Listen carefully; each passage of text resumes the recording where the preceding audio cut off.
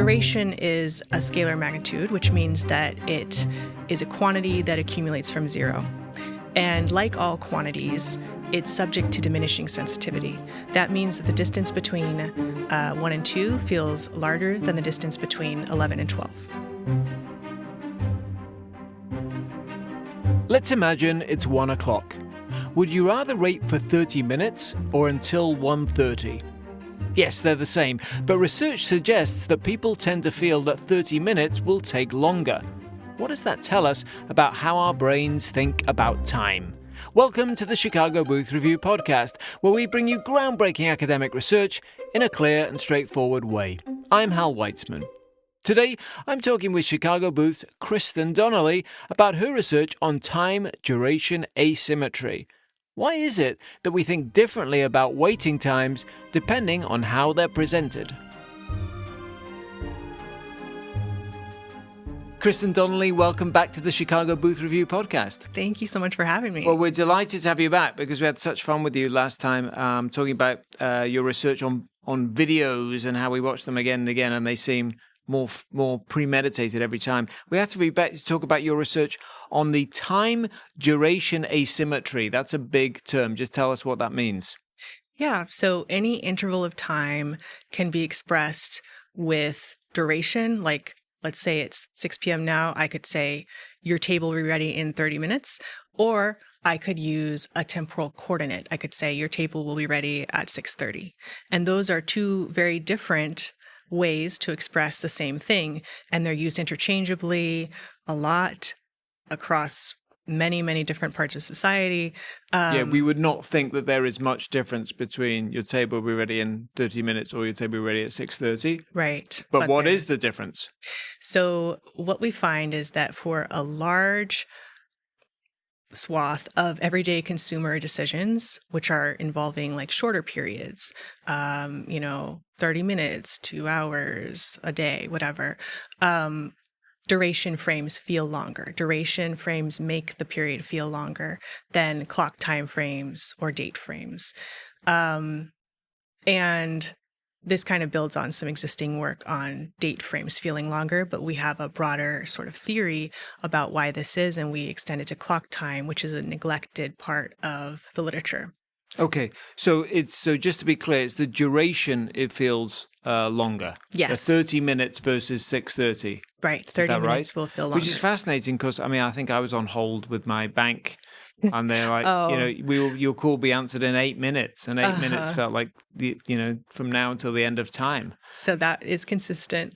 I will also say this is all about prospective time. So if you are in the moment experiencing 8 minutes passing, it will not be experienced any differently according to our research. Like we have no reason to think that 8 minutes would feel any different if you're thinking about it as 8 minutes versus if you're thinking about it as in clock time terms. But when you are scheduling stuff, when you're thinking ahead, okay, I'm going to be there in 15 minutes, whatever it is, this is prospective duration, how people think about intervals in sort of the abstract and future. So you can't help me with the being on hold with the bank. No, but if I said I'll be there in 15 minutes, then that feels like that 15 minutes takes longer than me saying I'll be there at 1:15 or whatever. It feels to you like there's more time. Right, exactly. Okay, so I've got all the time. So if I want to have all the time in the world, I should give the duration. So I'm always late to everything. So that would be a trick I could use. And the other part of this is that, let me ask you as a question: 60 minutes versus 1 hour. How does that affect this equation or this dynamic? Yeah, so there's existing research on the unit effect, which finds that 60 minutes would feel longer than 1 hour.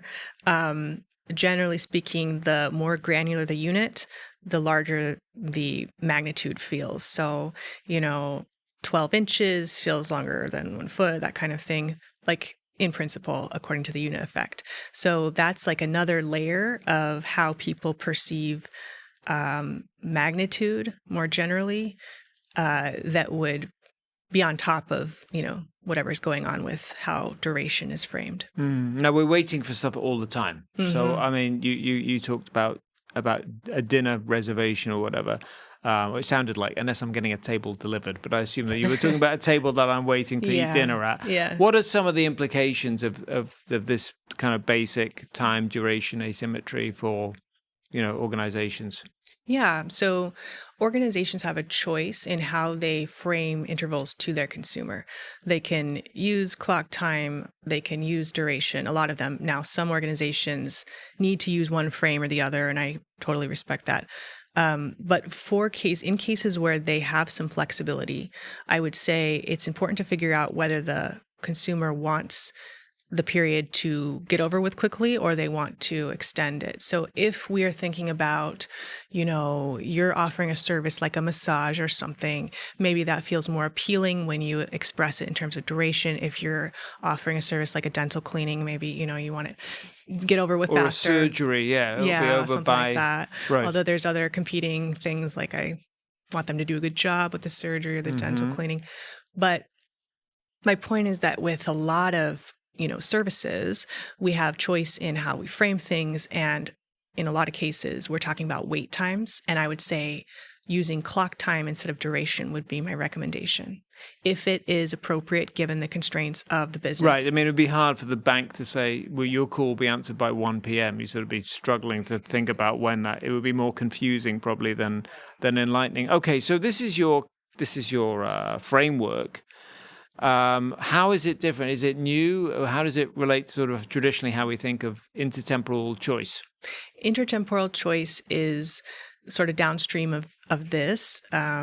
We have some things in the paper that have to do with intertemporal choice in the context of delivery choices and things like this. But intertemporal choice it's like, do you want this thing now or this thing later? Right. And that's a pretty fundamental thing, and it is definitely present in a lot of everyday consumer decision making. But so is the sort of single evaluation of how much time do I have to do something before X happens? Or, how fast is this, seminar going to be? That kind of thing, right? So I would say that our paradigm sort of extends it and also provides a theoretical explanation for existing work on date delay differences, where they found that people are more impatient when thinking about waits framed in terms of delay compared to date. We think that we have a sort of all-encompassing theory for why that happens, as well as why what we're documenting with clock time happens. And it has to do with scalar magnitude representation. Okay, tell us more about that. What's your explanation? Duration is a scalar magnitude, which means that it is a quantity that accumulates from zero. And like all quantities, it's subject to diminishing sensitivity. That means that the distance between 1 and 2 feels larger than the distance between 11 and 12, right? This is a property of all types of magnitude in our world. If I give you 2 weights, I give you a 1 pound weight, 2 pound weight, you maybe be able to tell the difference between them. But if I give you a 13 pound weight and a 14 pound weight, it feels... That makes sense. Right.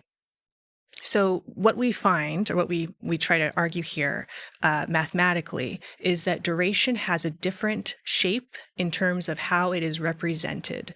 And it is compressive in nature, meaning that as you move along, the units that are adjacent next to each other in the duration mapping feel closer together.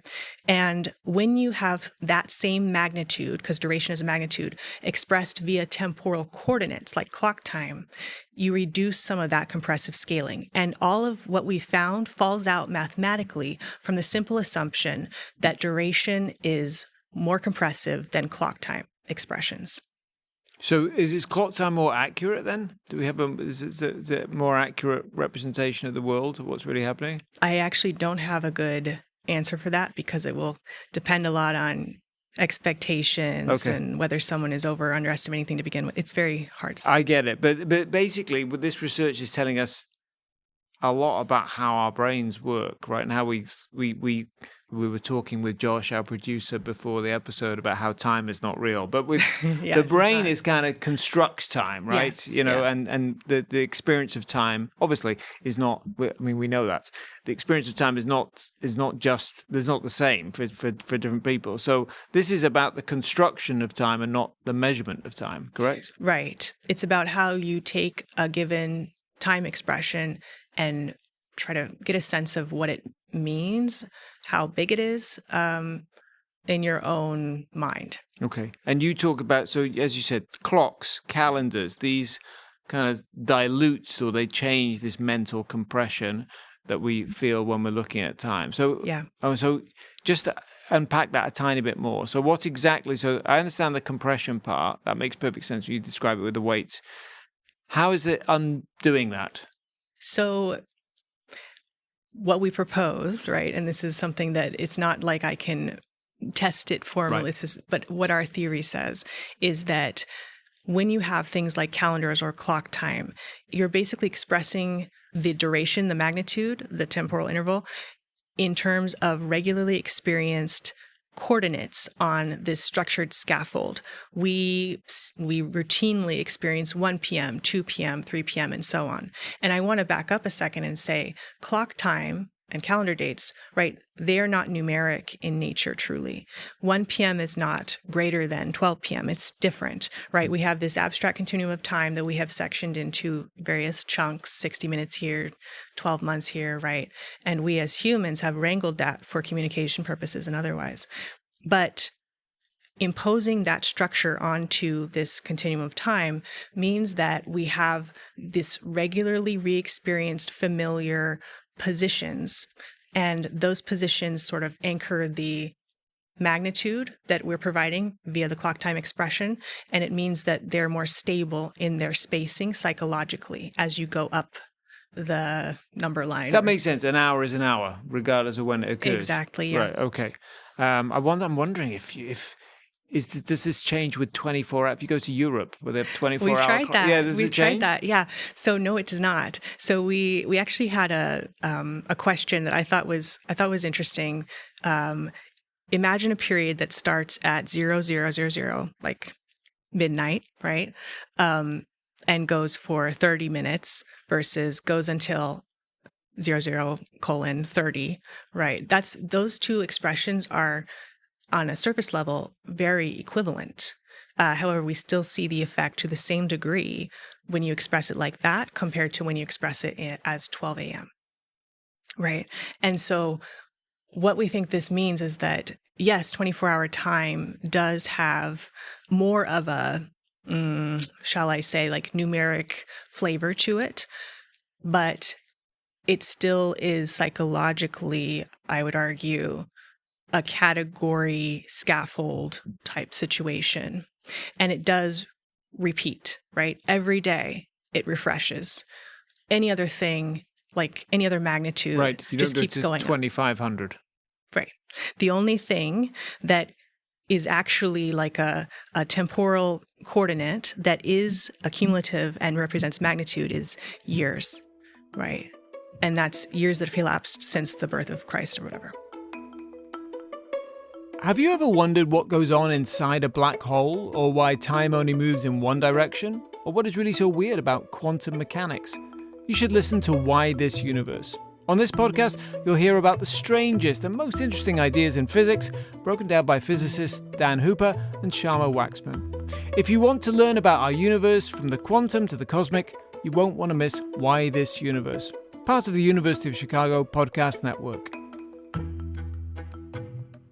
Kristin, Donnelly, in the first half, we talked about your research about the small subject of time and how we think about time, how we package time up. And I was fascinated to see that you did research on those annoying capture tasks where you have to prove that you're a human by, identifying all the kittens or whatever, or the cookies or whatever.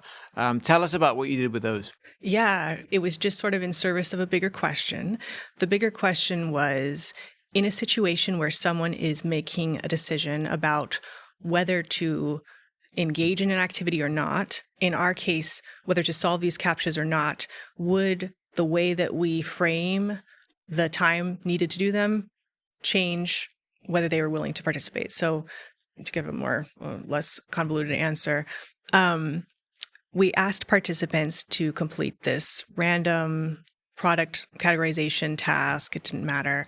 But the key was at the end of the survey, we said, okay, we're going to have you complete a new task if you want to. We're inviting you to, where you have to solve CAPTCHAs for 2 minutes. And it was either described as for 2 minutes or until the participants' time. So we had their current time piped in via their IP address at the top of the page, and we just simply added 2 minutes to that. And why we ran this study was we were trying to see whether financially incentivized decisions change as a function of framing. And we found that they did. Right. So 74% of participants agreed to participate in this subsequent task, solving CAPTCHAs, when the task was described as, for the next 2 minutes. And then 81% agreed when it was described by the clock time. So a larger group would agree to do it when it was the clock time, right? Because it sounded shorter. Right, and so that works with the study you were telling us about earlier. So I have a question about our perception. What happens to our perception when an interval becomes significantly long? What does significantly long mean? Don't have a good answer for you. What we find in our studies is that because of the compressive shape for duration and the diluted compression for start-end expressions like clock time or dates, there exists a point at which you start to see the opposite happen, where clock time will feel longer than duration. And we find that that's somewhere around 13 hours or so. But I can't say, it probably depends on the context, et cetera. But this is interesting to us because all of this falls out mathematically from our models of, how people are compressing magnitude across different intervals. And so we do find this reversal when you get to a large enough interval, you see the opposite. And this is precisely because clock time and categorical scaffolding allows for better psychological resolution as you move up the scale. Meaning, sorry, just explain that. What's psychological resolution? So remember how I said earlier how the distance between 13 and 14 felt smaller than the distance between, 1 and 2. 13 and 14 have less psychological resolution. This gets even more extreme when you go further up, like, 56 and 57 versus 6 and 7, whatever. There's less psychological resolution. But what we mean by that is that they're closer together in the mind. They're less distinguishable. They feel more similar to each other. And when you have clock time or dates, this regular re-experienced, scaffolding allows us to feel like this, like we don't have as much compression. We don't have as much of this reduced psychological distance between units as things get larger. So because of duration's compressive shape, it naturally tapers off to where eventually clock time starts feeling longer. Now, I know also that I feel like there's a lot of research on this, that crossing a category like an hour or a month feels, changes how long a period feels. So a week between February and March feels longer. If we're scheduling it, feels longer than a week within March or whatever. Just talk a little bit about that and how that relates to your research. That is my previous research on category crossing. So it's awesome that you know of that. Amazing. Cool. So essentially what we find is that periods feel longer when they span more temporal categories. 1:30 to 3 feels longer than 1 to 2:30 to people. This relates to left digit bias when you see in pricing, right? $4.99 feels disproportionately lower than $5 despite the 1 cent difference. That 1 cent difference feels, smaller between $4.98 and $4.99. Similar psychology is going on with time, we argue. However, we think that this has nothing to do with left digits.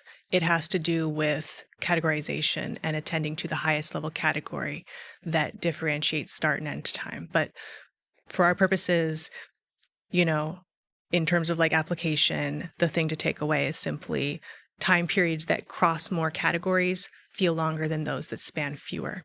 I'm sure a lot of people listening to this saying, this is absolutely, my mind is blown, but what am I going to do with this? So there are a lot of organizations have to manage weight in some form, all kinds of weighting, right?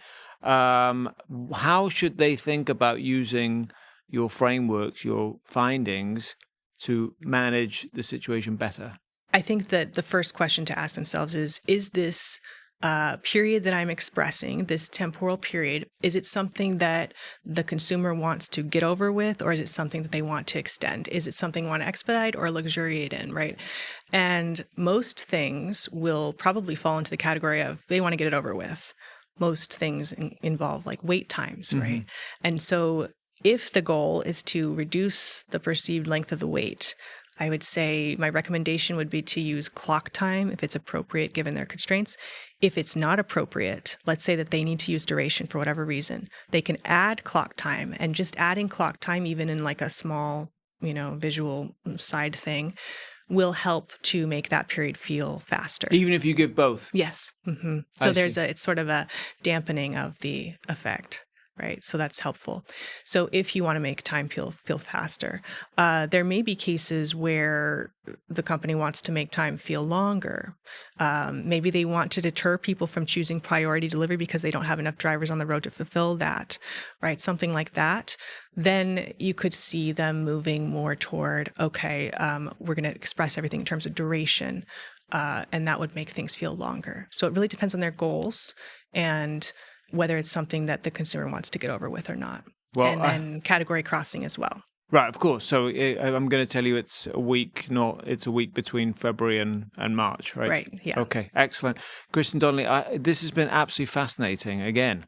I hope we don't have to wait too long to have you back. I'm trying to think what the best way of framing that is, but hopefully it won't be too long before we have you back on the Chicago Booth Review podcast. Thank you so much. Thank you so much. It's a pleasure. That's it for this episode of the Chicago Booth Review podcast, part of the University of Chicago Podcast Network. For more research, analysis, and insights, visit our website at chicagobooth.edu/review. When you're there, sign up for our weekly newsletter so you never miss the latest in business-focused academic research. This episode was produced by Josh Stunkel.